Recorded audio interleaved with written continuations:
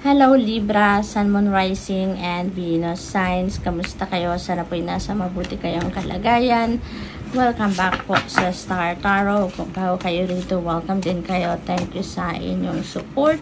I truly appreciate it. God bless you all. Paunang mensahe ni Libra ay the best is yet to be. Napaka-exciting nito kasi marami na kayong mga blessings na natatanggap sa ngayon.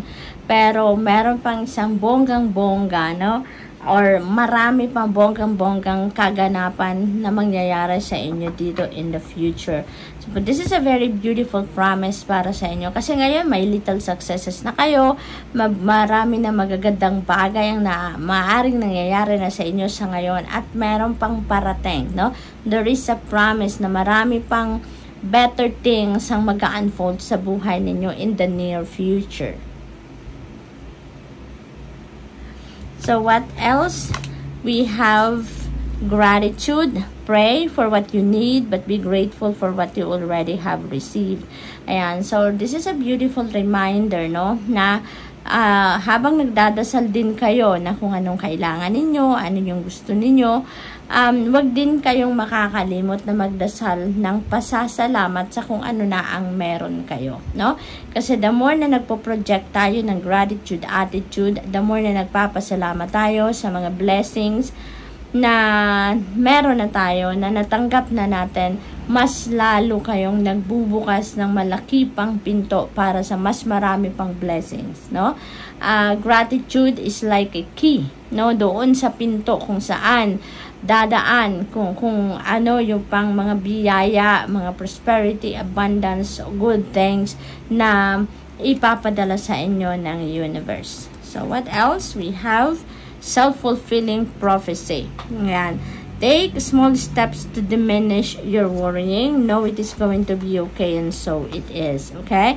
Ang iba sa inyo dito siguro, negative thoughts ang iniisip, no? Marami sigurong negative energy na bumabalot sa inyo, nagwo-worry kayo about many things. But, you know, worrying is a waste of time, hindi ba?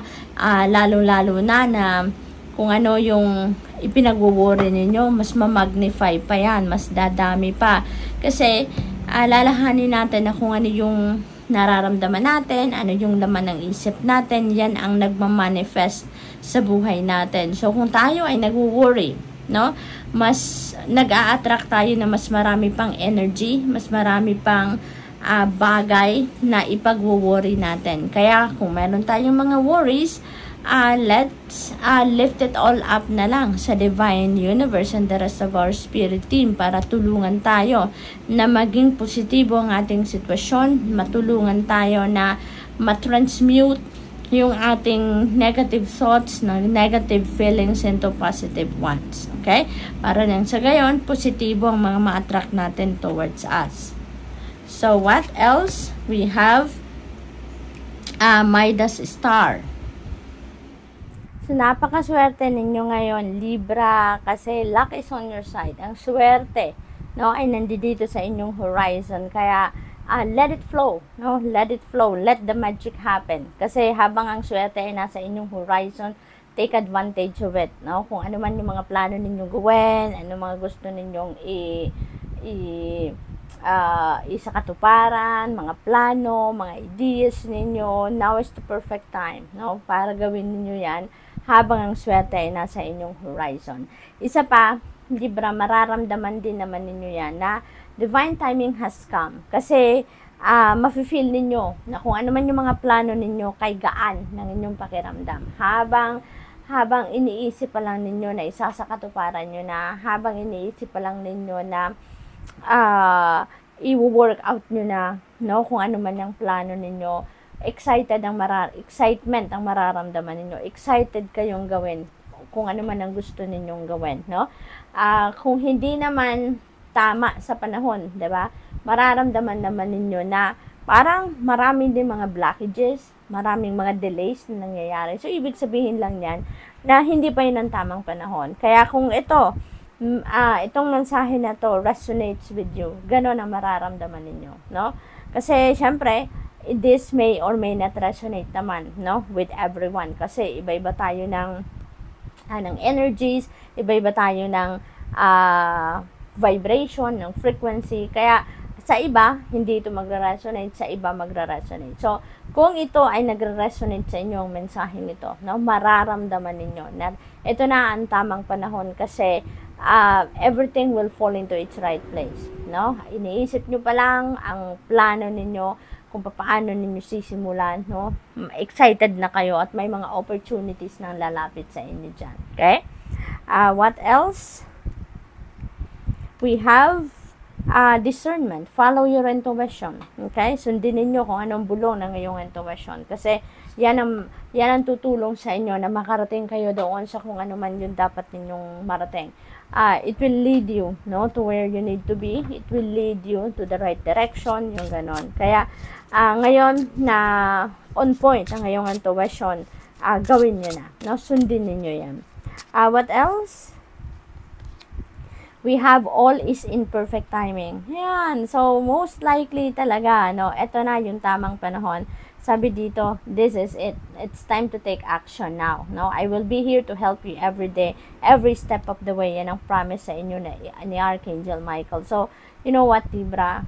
Malakas, no, ang energy na nilalabas ng mga mensaheng ito na now is the perfect time to take action. Now is the perfect time for you to roll out your plans. Okay?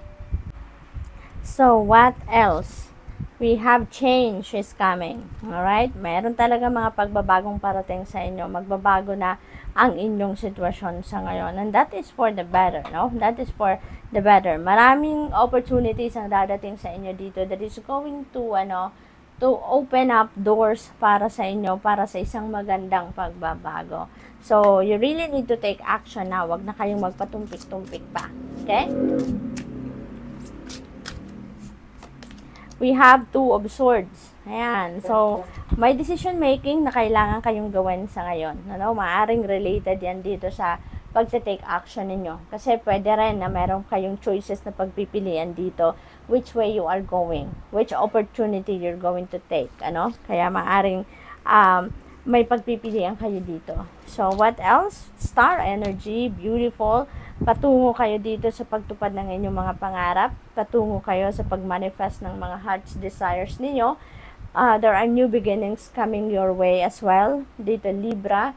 At kung saan man kayo patungo dito, divinely guided talaga kayo. Kasi, iilawan na ng universe ang path na yan para marating ninyo kung ano ang dapat ninyong marating or kung saan kayo dapat makarating, no? What else? We have 2 of Wands. Meron na tayong 2, no? 2 of Swords, 2 of Wands. So, this is synchronicity. This is number 22. Number 22 is a powerful number kasi master number yan. So, master number 22, please look that up kung anong ibig sabihin yan at tignan po ninyo ang ibig sabihin dahil may extra divine guidance po yan para sa inyo, no? Sa 2 of Wands energy, definitely you're going to move forward na. There is expansion, there is growth, there is progress dito. Kaya, napakaganda ng sitwasyon ninyo dito. Patungo na kayo sa kung saan man ninyo matutupad ng inyong mga pangarap, kung saan na ninyo matutupad ang mga heart's desires ninyo. Wala na kayo dito sa hesitation energy, sa procrastination. You are definitely moving forward with your life. So, good luck. That's all I have for you for the week. Thank you for watching. Love and light. Namaste.